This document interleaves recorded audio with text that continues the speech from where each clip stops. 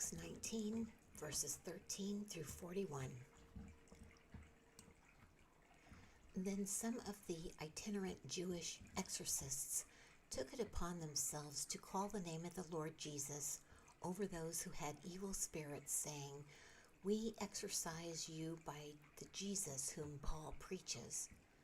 Also there were 7 sons of Sceva, a Jewish chief priest, who did so. And the evil spirit answered and said, "Jesus I know, and Paul I know, but who are you?" Then the man in whom the evil spirit was leaped on them, overpowered them, and prevailed against them, so that they fled out of that house naked and wounded.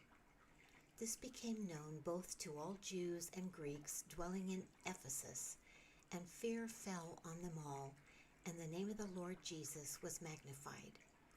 And many who had believed came confessing and telling their deeds. Also, many of those who had practiced magic brought their books together and burned them in the sight of all. And they counted up the value of them, and it totaled 50,000 pieces of silver. So the word of the Lord grew mightily and prevailed. When these things were accomplished, Paul purposed in the Spirit, when he had passed through Macedonia and Achaia, to go to Jerusalem, saying, "After I have been there, I must also see Rome." So he sent into Macedonia 2 of those who ministered to him, Timothy and Erastus, but he himself stayed in Asia for a time. And about that time there arose a great commotion about the way, for a certain man named Demetrius, a silversmith, who made silver shrines of Diana, brought no small profit to the craftsmen. He called them together with the workers of similar occupation and said, "Men, you know that we have our prosperity by this trade. Moreover, you see and hear that not only at Ephesus, but throughout almost all Asia, this Paul has persuaded and turned away many people, saying that they are not gods which are made with hands. So not only is this trade of ours in danger of falling into disrepute, but also the temple of the great goddess Diana may be despised, and her magnificence destroyed, whom all Asia and the world worship." Now when they heard this, they were full of wrath and cried out, saying, "Great is Diana of the Ephesians." So the whole city was filled with confusion, and rushed into the theater with one accord, having seized Gaius and Aristarchus, Macedonians, Paul's travel companions.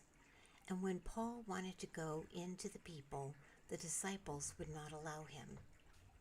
Then some of the officials of Asia, who were his friends, sent to him pleading that he would not venture into the theater. Some therefore cried one thing and some another, for the assembly was confused, and most of them did not know why they had come together.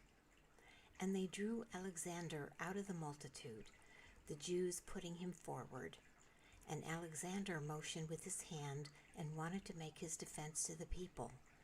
But when they found out that he was a Jew, all with one voice cried out for about 2 hours, "Great is Diana of the Ephesians." And when the city clerk had quieted the crowd, he said, "Men of Ephesus, what man is there who does not know that the city of the Ephesians is temple guardian of the great goddess Diana, and of the image which fell down from Zeus?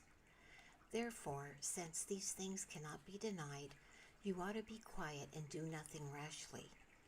For you have brought these men here who are neither robbers of temples nor blasphemers of your goddess. Therefore, if Demetrius and his fellow craftsmen have a case against anyone, the courts are open and there are proconsuls. Let them bring charges against one another.